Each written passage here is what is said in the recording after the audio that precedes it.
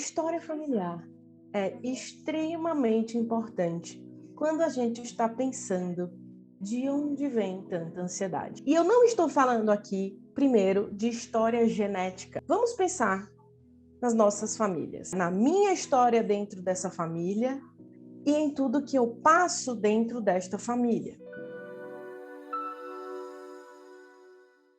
Todos nós temos questões familiares.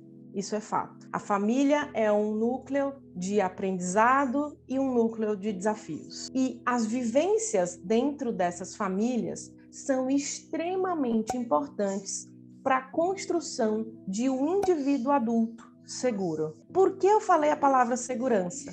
Porque a ansiedade tem como sentimento de base a insegurança e como emoção de base o medo. A nossa estrutura de medo na região responsável pelas emoções que vocês já me viram falar diversas vezes, mais especificamente a nossa amígdala, responsável pelo medo, ela pode ser alterada baseado na nossa história. E de que tipo de história eu estou falando? Vivências de trauma, vivências de negligências, vivências de abusos psicológicos, vivências de abusos físicos, omissões. E eu não estou falando aqui, quando eu estou falando de omissão, eu também estou falando da ausência de cuidados com aquilo que uma criança precisa de orientação e cuidado. A gente está falando de necessidade de se sentir protegido, necessidade de se sentir protegida. A maneira como você vive a sua infância, primeira e segunda, toda essa estrutura familiar, onde você mora, e eu não estou falando de vivência de pai, mãe, uma figura homem-mulher.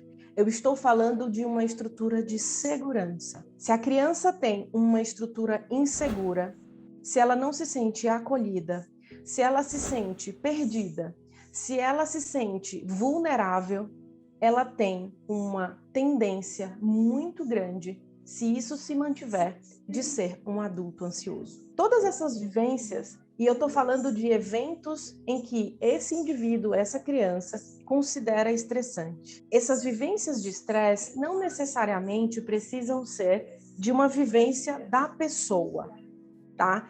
Pode ser um estresse repetido e assistido nessa família. Uma figura de autoridade opressora, uma figura de autoridade que te ameaça o tempo todo ir embora, por exemplo, uma figura que ameaça lhe agredir o tempo inteiro, brigas constantes em casa, gritos que o cérebro e aquela criança entende como daqui a pouco vem uma coisa muito ruim. Tudo isso tem importância quando a gente está falando da história de um adulto ansioso. Tem muita coisa envolvida. Um dos temas mais inquietantes da atualidade é a origem desse tipo de quadro.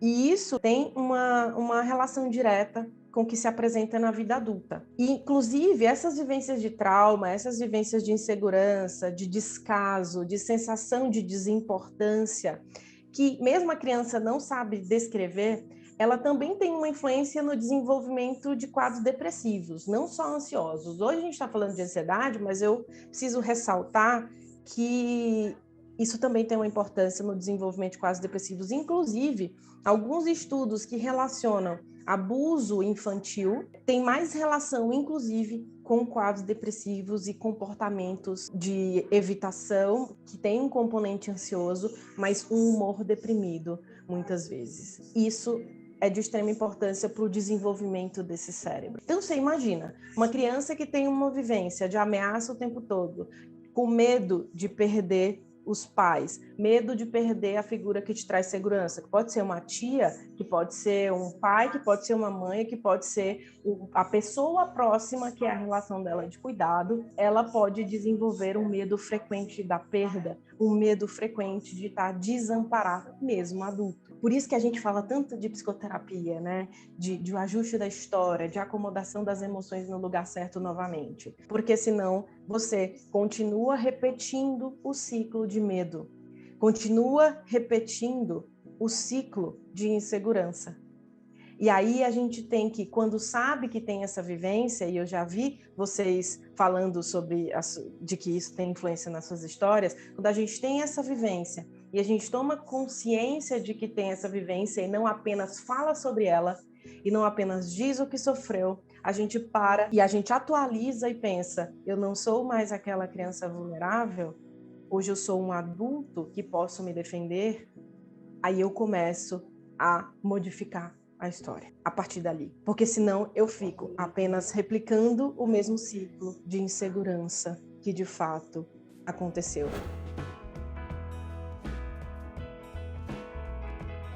Pode, e não tem problema não lembrar. O problema não se trata disso, se trata de como você se sente hoje em termos de vulnerabilidade e o que você faz com o sentimento atual. É a reação às situações que importa e o reaprendizado de reação às situações que importam.